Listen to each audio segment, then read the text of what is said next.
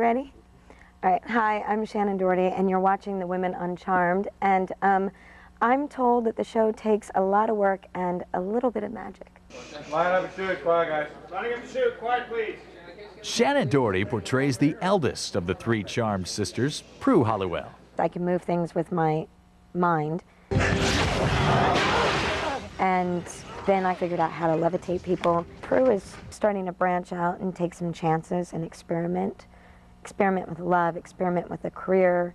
She's loosening up, which, thank God, because it's like, oh God, you're just, you know, she's always getting on to Phoebe for casting a spell, and it's draining to play, actually. Phoebe, I'm going to help him.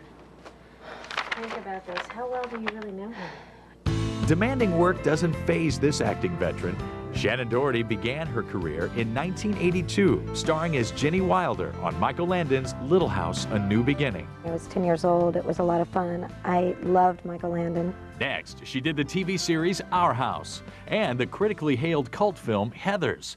But it was Aaron Spelling's Beverly Hills 90210 that made Shannen a star, though she left the hit series to make more films. And then my agent called me and said, you know, there's a TV show called CharMeD. Why don't you read the script? I was like, all right. And then he told me it was Aaron Spelling, and I was like, okay. The combination is kind of interesting. Me, Aaron, back together again, CharMeD. You know, I walked into his office and he grabbed me and hugged me and said, welcome back, kiddo. Shannen certainly dove headfirst into the witchy role of Prue Halliwell. I researched it until people started running away from me at bookstores because they thought that I was some scary, like, freak that was, God only knows what I was going to do to them all. And that stuff really scares me. I mean, there was like a spell in a book about how to bed down with Satan and have his child, and that freaks me out. Obviously, you know. I mean, you know, I may have hooked up with a couple of Satans in my life, but I don't really want to repeat that. Fortunately, in this episode, Shannen doesn't have to snuggle up with Satan, but rather with hunky guest star Antonio Sabato Jr. It wasn't really a love scene. We sort of ended it with a kiss, and then it cuts to us the next morning, and I'm wearing his boxer shorts. So let the audience, you know, come up with whatever happened on their own. And by the way, where were the condoms in the abandoned house? He didn't bring them because he just got out of jail. So it's all a little on the irresponsible side. So I tend to think that Prue did not sleep with him. We'll see. You know, I probably agree with her, but we'll see what the public thinks.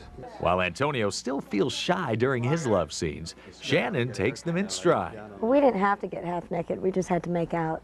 Yeah. So that was easy. But it's still uncomfortable. You got people walking around and stuff, you know. I'm used to it. You try to make fun of it, you know, try to make jokes and stuff like that. He's uncomfortable, I'm not. Oh, yeah. He's okay with that kind of stuff, you know. But, you know, I kiss crew guys all the time. Like, what do I care? She knows the whole crew. Me, I'm just new at this. You know?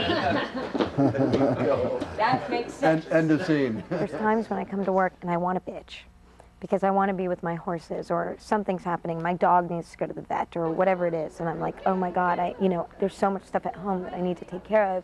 But it's up to you to go in every single day and find something challenging and rewarding and inspiring about your job. Okay. She's got a little bit of a photographic memory, which is really annoying because she can come in that morning and learn her lines in rehearsal and know them immediately. She has moments where she can pull out tears like it's nothing. You have got to figure out what your problem is, otherwise we're all dead. Yeah, that's right, Phoebe. It's my responsibility, isn't it? The oldest sister. Shannen knows her acting ability isn't the only reason viewers tune in. I have some really great clothes. I think Eilish does such a good job, and she makes every outfit interesting. I think the most casual thing where I don't have to worry about whether my stomach is sucked in or not is really nice. We did a show with Shannen, and she was playing a character as Miss Hellfire, and that was a lot of fun to do, and we had to make her almost a little trashy. I had these leather pants on her that I had made, and they were completely opened up the side, and then she wore this little bra with it. I think Hellfire is probably one of my favorites because the tone of the show changed, and it became more of what I had always wanted the show to be. The lighting got a lot darker and shadows cutting in and out. my style of a show. It may be that delicate balance between light and dark that makes Shannen Doherty so fascinating. Her response to this lighthearted question reveals a beguiling woman of contrasts. If you could cast a spell on anybody, who would you cast it on? Oh boy, I should really give the diplomatic answer for this one. I probably would not. There's honestly, it's the cheesiest, corniest answer in the world, which is why I hate saying it, but it's 100% true. And my dad has been struggling with his health for a really long time. And I would probably cast a spell just to heal him completely and make sure that he was healthy and would live a very long time. And then if I had like one petty one, it would probably be something vicious and mean. Cast a spell on like some guy that I can't stand. It would be some really ridiculous, vindictive, girly spell. When we return, I love playing a bad guy.